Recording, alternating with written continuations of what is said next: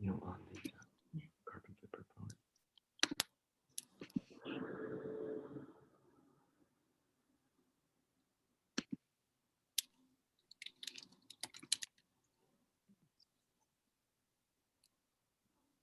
Hey, everybody. Good morning. Good morning.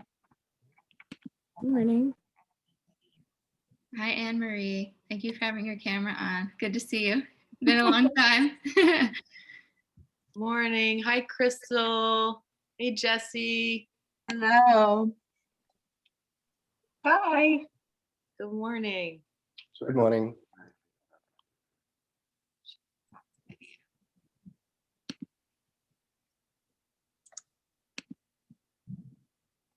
Wow. Thank you all for joining us this morning. Hey, Jesse. Hi there.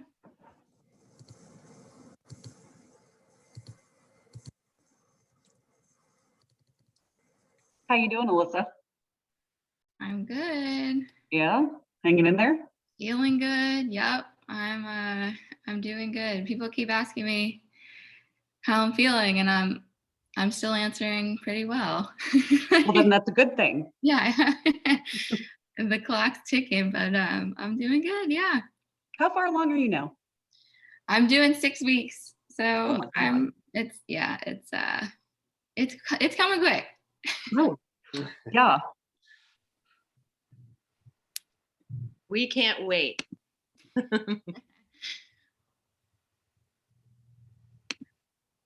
All right. I think we've got a decent amount of people here. I'm going to go ahead and get started as people kind of roll in.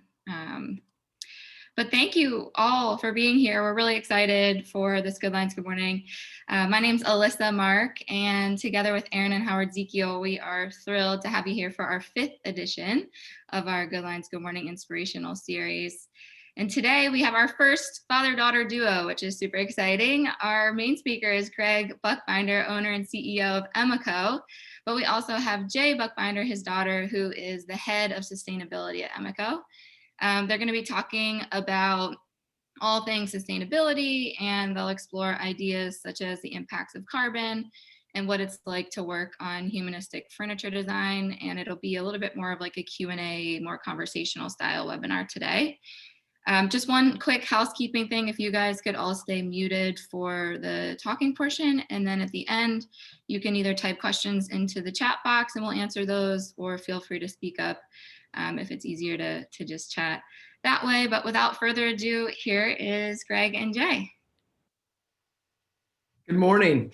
Thank you. Yeah, thanks for joining us this morning.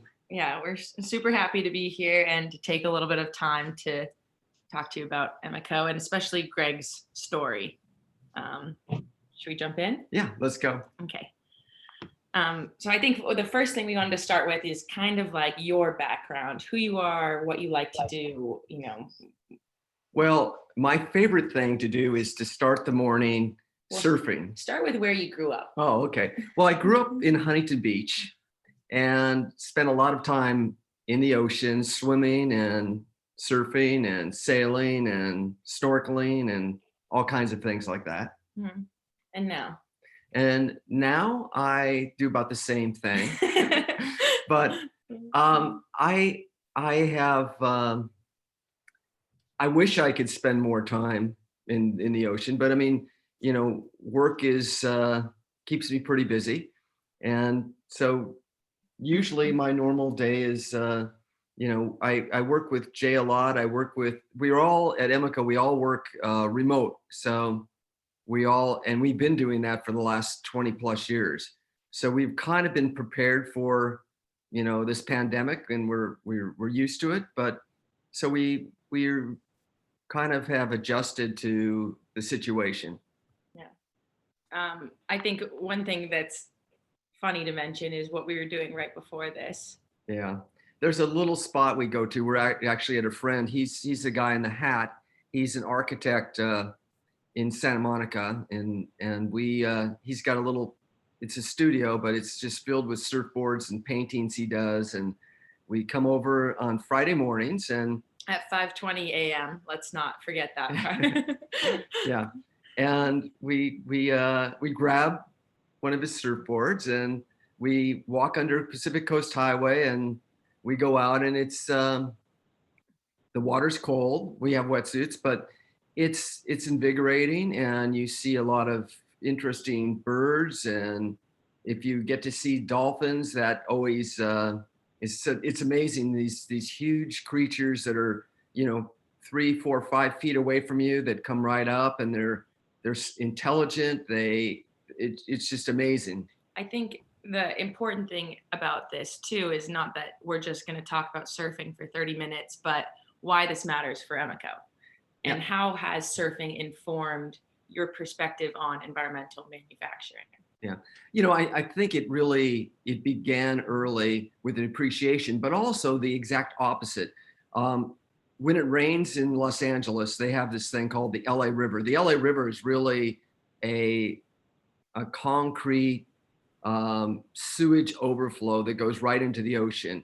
And you go surfing after it rains and it's just awful. It's like surfing in a toilet. And going from pristine water and realizing the sea life and everything else, and including humans out there, you really realize how important it is to take care of the oceans. And when you go out, you see all kinds of crap floating in there and plastic stuff. And you go onto the beach and there's straws and Bic lighters, and it makes you really want to take care of things. And not only that, but you also see the effects are pretty far reaching. When you go to surf in another country and the shores are just littered with plastic because they're coming in from the ocean too, you realize your trash isn't just staying on your beach. It's spreading all over the world. So then, looking at Emiko, how did you start and get involved? Well, I started with Emiko, probably really focused on it when I took it over in 1998. And here I am with one of the other polishers, I learning how to do every single step in the trade, because what's important, and we'll get into designers we work with, but when you're working on a project, to understand how the material works, to understand what can work, what can't work, and where the conversation needs to go. So I've always made it a point to really know and understand every job in the factory. Yeah. And I think this one's up there because, first of all, this photo is pretty old, right? Yeah, it's pretty old. The second thing is it's part of, your whole life you've spent doing hands-on things, making things, looking at craft in a way that really connects you to Emiko and the actual making and handcraftsmanship. Right. Yeah, so I grew up with a dad that was an engineer, and he had a little metal shop, and he would make all kinds of things, and he ultimately did woodworking and upholstery. So I learned all the trades. And so for me, going into and doing aluminum fabrication, while it was different because it's a different kind of metal to work with, it's still about craft and welding and grinding and polishing. And so it felt at home always. Mm-hmm. And I think this was just tying back to the idea of, the further places we go, the more impact we see on the environment and the more we care about that handcraft and the environmentalism. This is actually in Alaska at a glacier. And the scary part about this was the glacier used to extend to the iceberg that we're sitting on a few years ago. It's not even on the scope of like 100 years ago, like scope of 5 years ago. It's receded about a mile. And it kind of puts this fire beneath us of like, if we are going to make things, we better be making things the right way, because there's so many ways to harm the environment right now. We better not be one of those ways. So from there, we wanted to talk about, some of your more fun experiences that you've had over the time with Emiko. Yeah. So, this is Philippe Stark, and he's just a fun guy. He's fun to work with.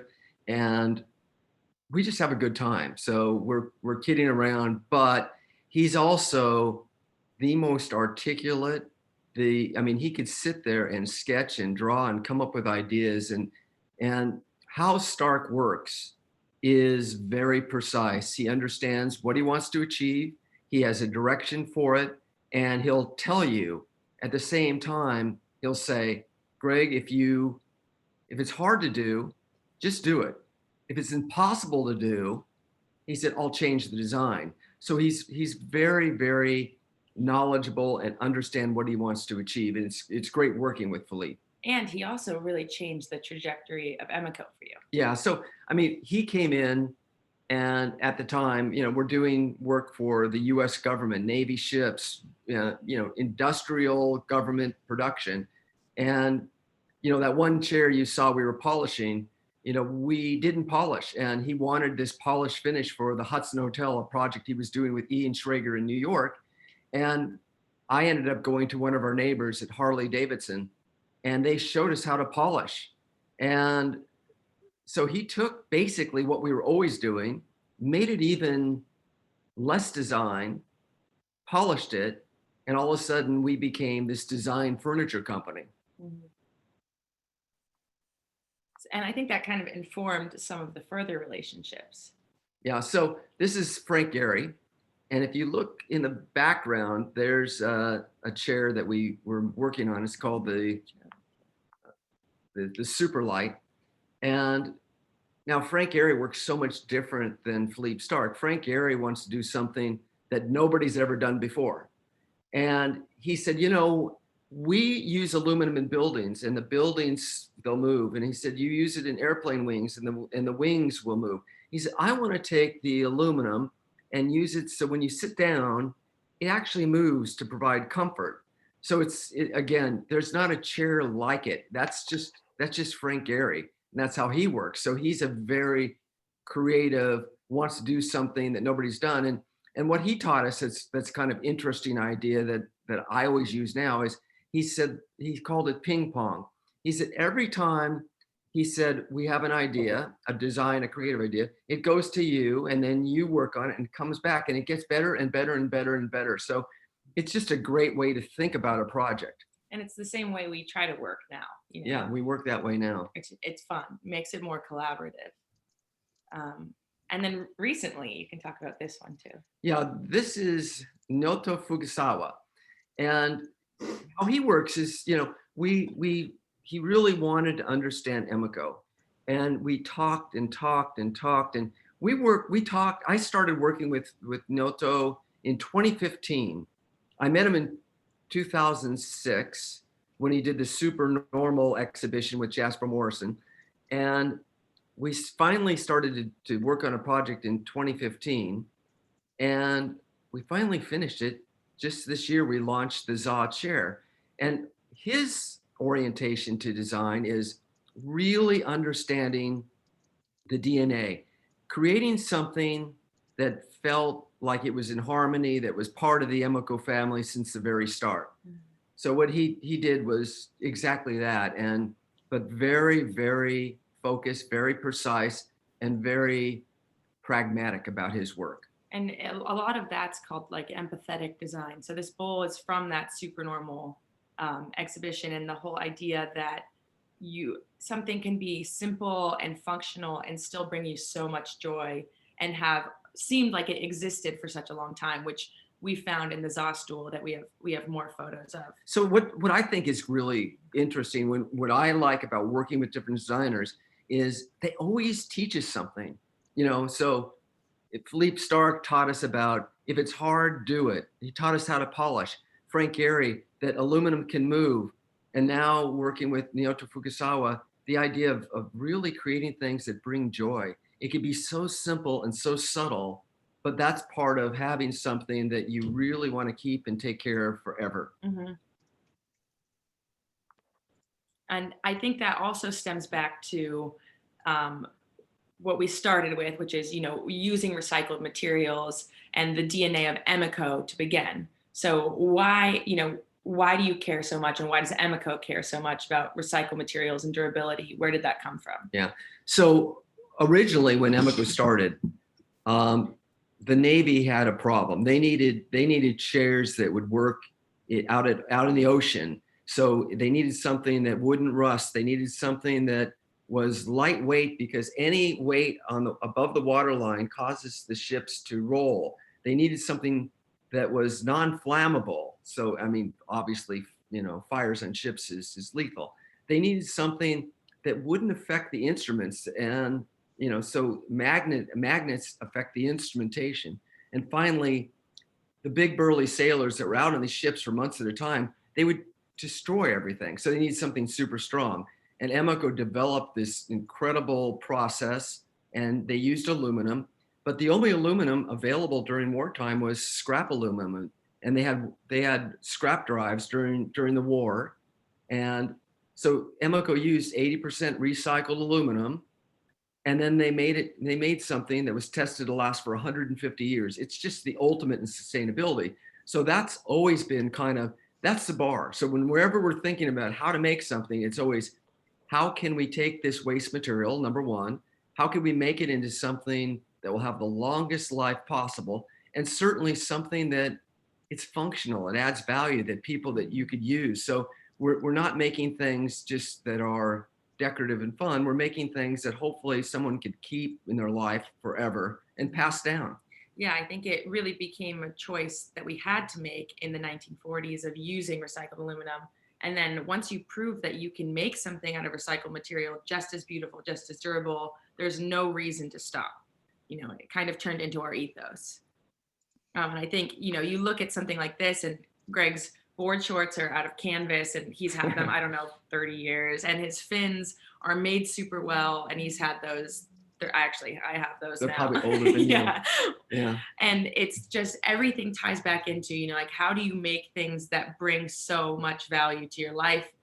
And this is taken in Catalina Island off the coast of LA. And again, it's when you're in the environment and you're seeing the impact of the choices you make directly, and you're seeing the trash there or the trash not there, it really reinforces the choices you're making. Okay, so I didn't see this slideshow before we started, but this is actually a good slide, because the board shorts I have on are canvas by Caton. And Mrs. Caton, she sat at her sewing machine in her little shop that was in Surfside, that was right across the channel from where I live. And we would go over there, and then she'd measure our waist, and she would make board shorts out of canvas. And when you first got them, they were kind of stiff and awful and not very comfortable. But when you're in the salt water and you're in the sun, and day after day, you had maybe two pair. One had to dry while you put on the fresh pair. And they got softer and better, but they got more faded out. And the more faded out they were was kind of a mark of honor that you had the whole idea of having this pair of shorts that you had for, years, and hopefully didn't grow out of them, it was cool. And that kind of mentality I think it's great if you can grow up that way, or if we can get back to that kind of thing where people make things that they care about, and that you could use it for a long, long time. Or even like Brian with the chairs behind us here. He's found these chairs, these 1006 chairs at the port, stripped the paint off them, that were colored different colors. And they're probably from Emeco before you were at Emeco. And they look great, and maybe they even have like a slight patina, but they just, something that doesn't depreciate. It actually appreciates over time. Yeah, of course, he bought them for $5 a piece back when nobody knew how good they were. And I think that goes to, when we proceed with recycled materials and looking at other things, making sure that the durability is still there. This is Nicole, who's also on product development, checking out, and just it's a particular and eye to detail that matters so much when you're making something out of waste material, because you don't want to just throw something together. So they call themselves Femeco. Our product development at Emeco is Nicole and Jaye. They manage it and run it, which is really cool. Yeah. And this chair is recycled polypropylene with recycled wood fiber.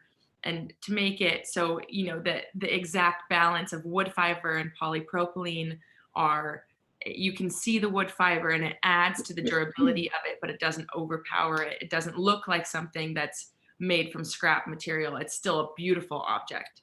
And the trellis underneath to add structure. It's all really, really well engineered.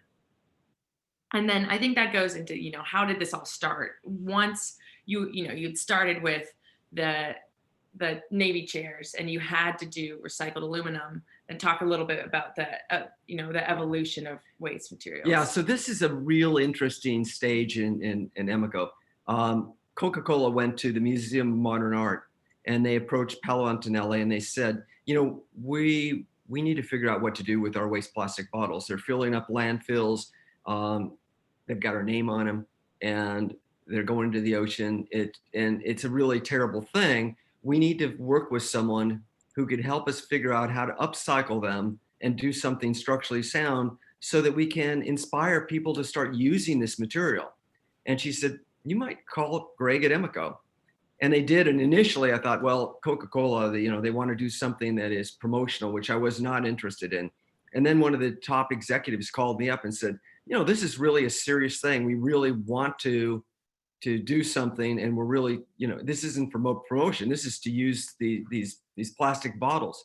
And anyway, I thought, well, just like the Navy had a problem and we came up with a solution, we could do the same thing. And with plastic bottles, I thought, this really hits home because I do see plastic bottles all the time. Like in the Bay where I live, there's not a weekend that goes by that I'm not pulling plastic bottles out that are floating around out of the Bay. So, the idea of being able to take plastic bottles, upcycle the materials and make something structurally sound is what this project was about.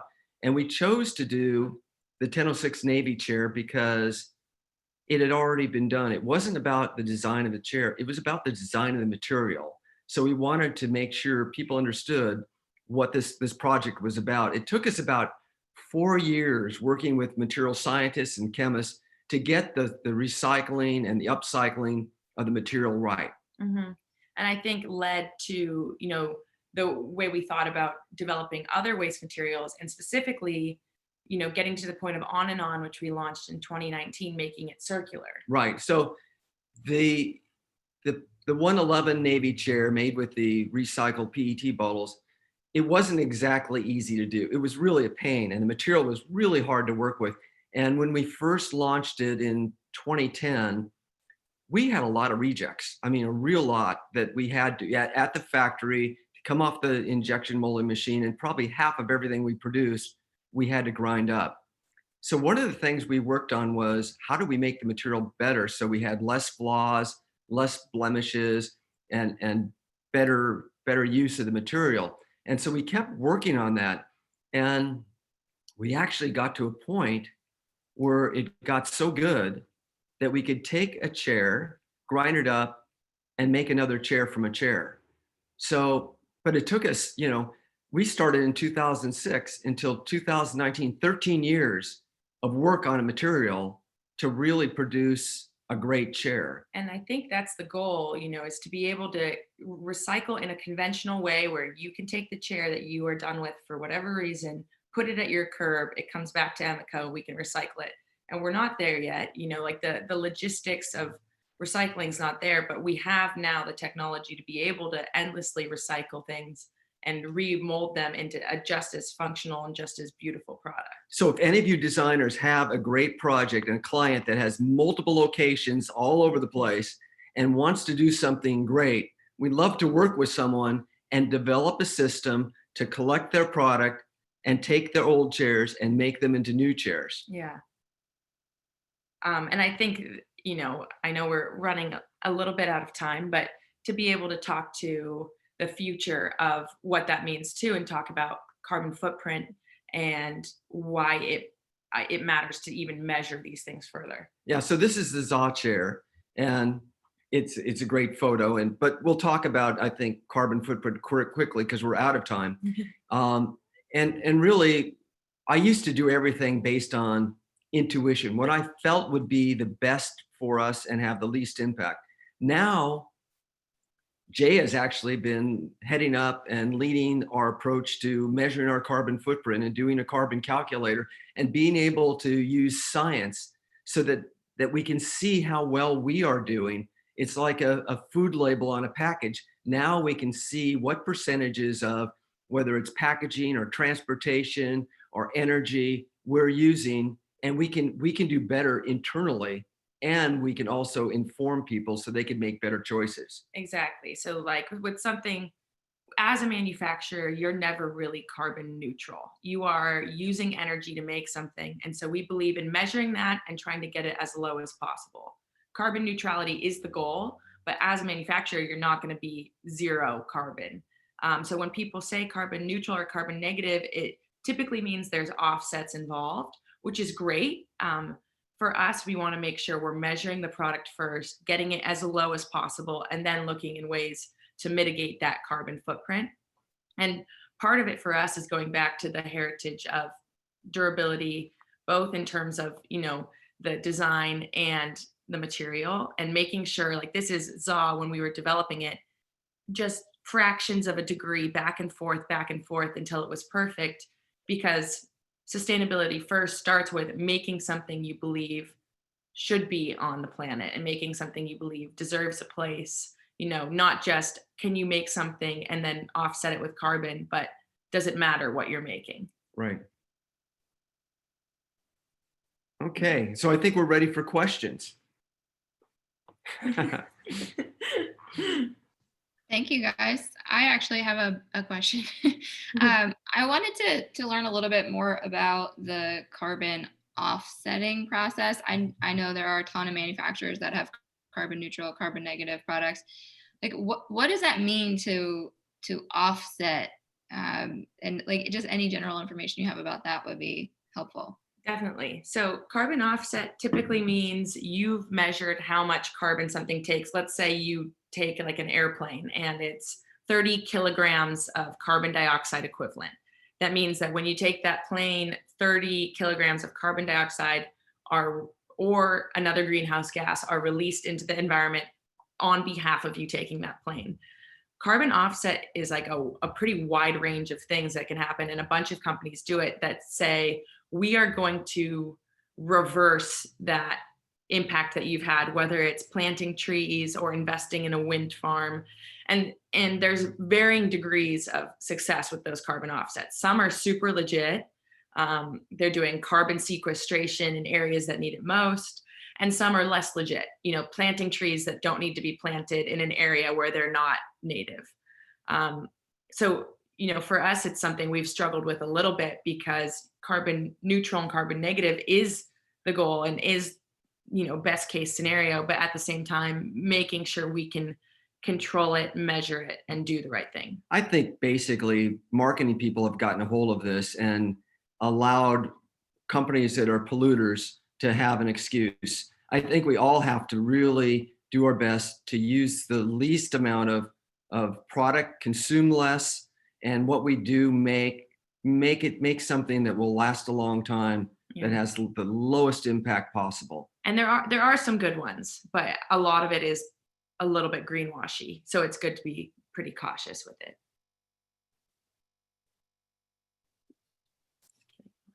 Does anyone else have questions? I don't see anything in the chat, but if anyone, we do have one, just came in.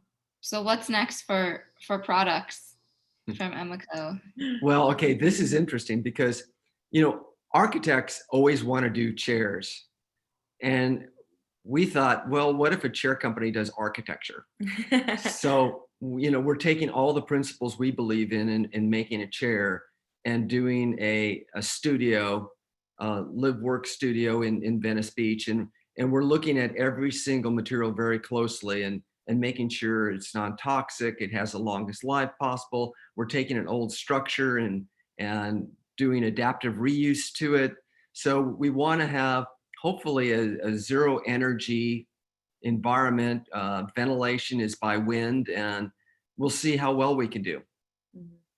Again, it's taken us 4 years. Yeah, it's a long process. So all you architects out there, we now really appreciate how hard it is. Yeah, we get it.